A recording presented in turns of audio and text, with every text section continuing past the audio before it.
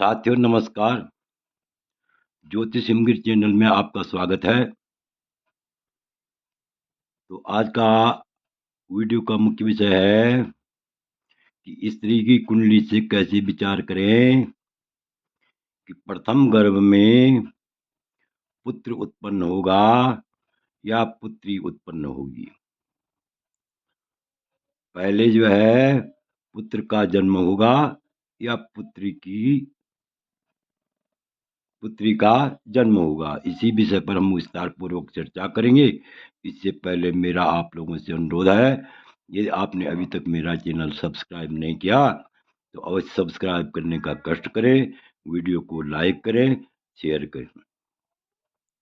तो देखिए लिखा हुआ है, लग्ने द्वितीय यदि वा तृतीय विलग्न नाथ है प्रथम सुत चात तुर्य तो द्वितीय पुत्री सुतो वेति पुरे अप्रकल्पम।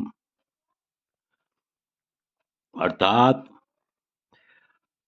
लग्ननाथ है, जिस स्त्री का की कुंडली में लग्ननाथ का अर्थ होता है, यहाँ पर अन्वय देखिए, लग्ननाथ है लग्ने द्वितीय व तृतीय, अर्थात जिस स्त्री की का लग्ननाथ अर्थात लग्न का स्वामी लग्न में हो या द्वितीय स्थान में हो या तृतीय स्थान में हो। ध्यान से देखिए, जिस स्त्री का लग्नेश लग्न में हो, लग्न में बैठा हो या द्वितीय भाव में बैठा हुआ हो या तृतीय भाव में बैठा हुआ हो, तो ऐसी स्त्री का प्रथम गर्भ में पुत्र उत्पन्न होता है। अर्थात पहले क्या होता है, पुत्र का जन्म होता है। ऐसी स्त्री का पहले पुत्र का जन्म होता है और तुरीय स्थिति उसके बाद क्या होती है, पुत्री होती है। और तुरीय स्थिति इसमें तो होती है यदि लग्नेश यानी विलग्ननाथ है, लग्नेश तुरीय स्थिति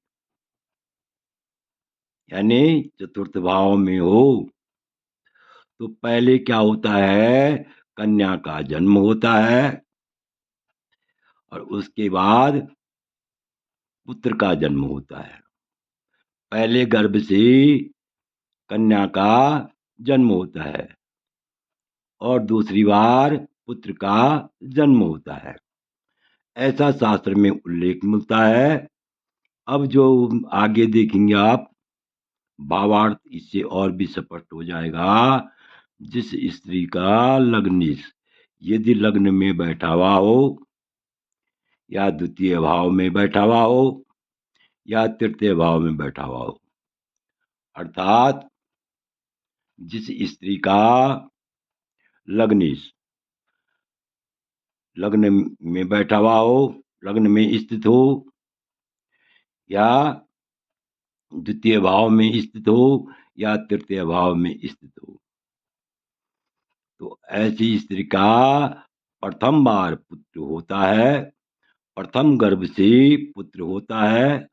और यदि लग्नेश चतुर्थ भाव में स्थित हो, चतुर्थ भाव में बैठा हुआ हो, तो पहले क्या होता है, कन्या का जन्म होता है और उसके बाद पुत्र का जन्म होता है। तो इस प्रकार से जन्म कुंडली में विचार करना चाहिए, क्योंकि बहुधा जो है लोग पूछते हैं कि संतान के योग हैं या नहीं है।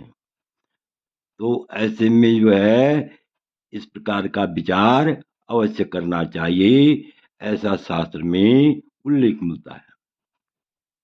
अब आगे लिखा हुआ है, सुता विधानम भवनम सुभानम योगेन दृष्ट्वा सहितम विलोक्य संतान योगम प्रविदिनिषि विपर्ययत्वे विपर्ययश्चात्, अर्थात यदि जन्म कुंडली में पंचम स्थान में शुभ ग्रह बैठा हुआ हो, शुभ ग्रह की दृष्टि हो या स्वगृह ग्रह हो, तो संतान अवश्य उत्पन्न होती है। और यदि पंचम भाव में पाप ग्रह बैठे हुए हों और पाप ग्रह की दृष्टि हो, ऐसे में संतान अभाव का योग होता है। संतान अभाव का योग होता है क्योंकि पंचम भाव में पाप ग्रह बैठने से पाप ग्रहों की दृष्टि संतान सुख में कमी आ जाती है। तो भावार्थ देखिए, यदि पंचम स्थान में शुभ ग्रह की दृष्टि हो या शुभ ग्रह बैठा हुआ हो और इसमें ऐसे में जो है शुभ ग्रह बैठा हुआ हो, स्वगृह ग्रह बैठा हुआ हो, शुभ ग्रह की दृष्टि हो, तो ऐसे में अवश्य ही संतान योग होता है। और यदि पंचम स्थान में पाप ग्रह बैठे हुए हों और पाप ग्रह की दृष्टि हो, ऐसे में संतान अभाव योग होता है, अर्थात संतान सुख की प्राप्ति नहीं होती है। तो इससे और भी स्पष्ट हो गया, कुल मिलाकर के आप कह सकते हैं कि संतान के लिए लग्न का, द्वितीय भाव का, तृतीय भाव का और चतुर्थ भाव का विचार करना चाहिए। यदि द्वितीय लग्न में, द्वितीय भाव में और तृतीय भाव में लग्नेश बैठा हुआ हो, लग्नेश पर विशेष विचार करना चाहिए। यदि लग्न में, द्वितीय भाव में या तृतीय भाव में लग्नेश बैठा हुआ हो, ऐसे में पहले पुत्र का जन्म होता है और बाद में पुत्री का जन्म होता है। यदि चतुर्थ भाव में लग्नेश बैठा हुआ हो, तो पहले पुत्री का जन्म होता है और बाद में पुत्र का जन्म होता है।